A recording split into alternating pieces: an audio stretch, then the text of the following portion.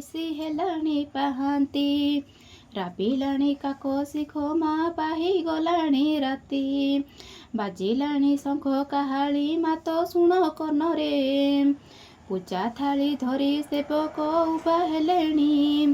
ଦୂରବାସ ଚନ୍ଦନରେ ଖରାକେ ଦେବୀ ଦୁଆର। ପହଡ଼ ଭାଙ୍ଗିନ ଉଠ ମା ଆଜି ତ ଶନିବାର।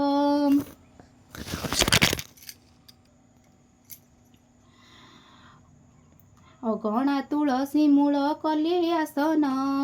ଅଗ୍ରପୂଜ ଲମ୍ବୋଦରଙ୍କୁ ଦେଲି ତମ ପାଖେ ସ୍ଥାନ।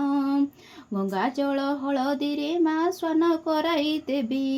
ରଙ୍ଗ ପାଟ ବସନରେ ମା ମଥାରେ ଓଢ଼ଣି ଦେବି।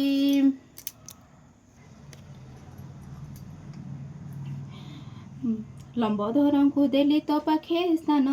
ଗଙ୍ଗା ଜଳ ହଳଦୀରେ ମା ସ୍ନାନ କରାଇ ଦେବି। ରଙ୍ଗ ପାଟ ବସନରେ ମା ମଥା ଓଢ଼ଣି ଦେବି। ବାନା ପଞ୍ଚ ଶରଦା ପାଖେ ରଖିଛି ନେଇ। ପଞ୍ଚମୁରୁଜରେ ମଣ୍ଡଳ ମାତ କାଟିକି ମୁଇଁ। କର୍ଣ୍ଣରେ ତୋହର ଝୁମୁକା ଗଳେ ମୁନ୍ଦାର ମାଳ। ନାକରେ ବସଣି ଦେବି ମା ପାଦେ ତୋହର ଘୁଙ୍ଗୁର। ପାଦରେ ଅଳତା ଦେବି ମା ଦେବି ଟିପି ଚନ୍ଦନ। କପାଳେ ସିନ୍ଦୁର ତୋହର ଦିଶୁଛି ଗୋ ଶୋଭାବନ। ବାହୁରେ ବାହୁତି ତୋହର ହାତେ ନାଲିଆ ଶଙ୍ଖା।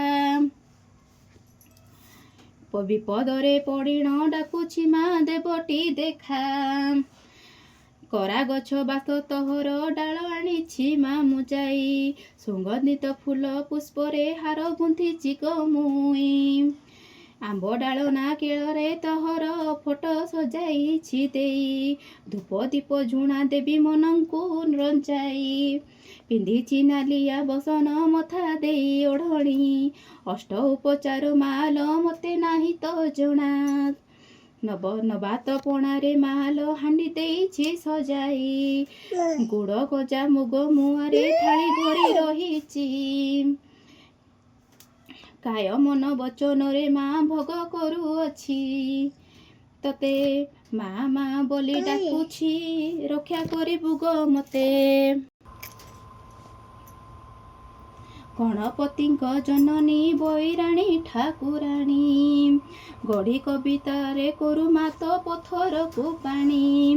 ଏକ ବରଷ ବିତିଗଲା ମା ଡାକିକି। ଦେଖା ଦିଅ ମା ମୋର ଏହୀନ ପାପିକି। କେତେବେଳେ କେଉଁ ରୂପ ମା କିଏ ବା ପାରିବ କହି। ଭାବ ଯାଏ ଭାସିଗଲି ମା ଦିଅ ଦିଅ ଆହୁଲା କହି। ଜୟ ମା ମାମେକ, ଜୟ ମା ମାମେକ, ଜୟ ମା ମାମେକ।